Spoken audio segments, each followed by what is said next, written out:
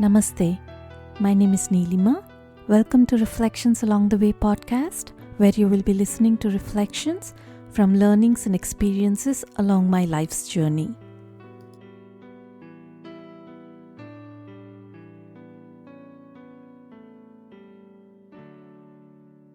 From the previous episodes, we've understood that material wealth or material prosperity alone will not and cannot give us happiness if we don't have a healthy inner personality. In the first stages, when we are trying to work on our inner personality, we gain fulfillment by practicing intelligent self-restraint, like the scriptures teach us to do. But what happens is generally we don't like to be told.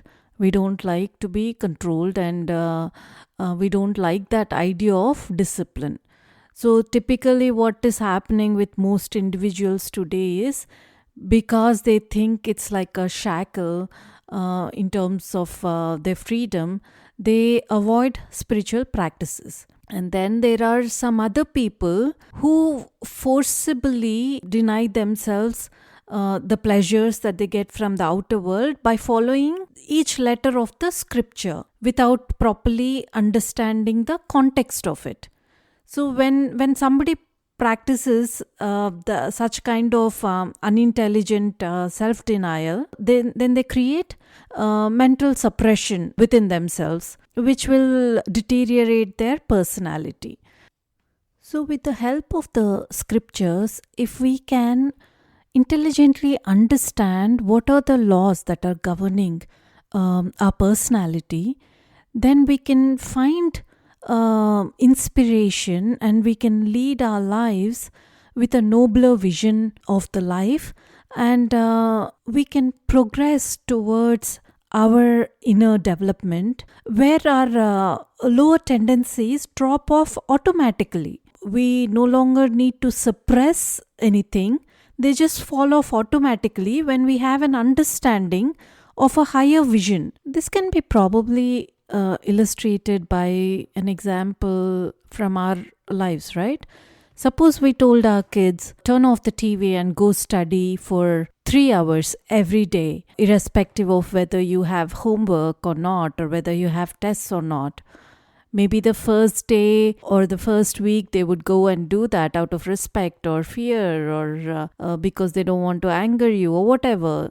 They might go and study. But after a week or so, even if they're going into their room, I don't think they would be studying there unless they're inspired by a higher goal, right? Maybe if they have an understanding and inspiration as to how they would make a difference by becoming a doctor or an engineer or a police officer or something, then they would want to put in that effort.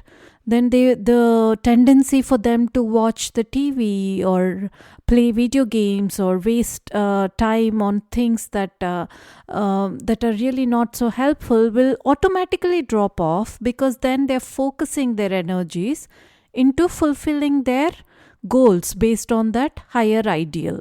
So basically, suppression is something that results from forceful self-denial based on you believing in something blindly, or you don't have enthusiasm about something, or because of superstition.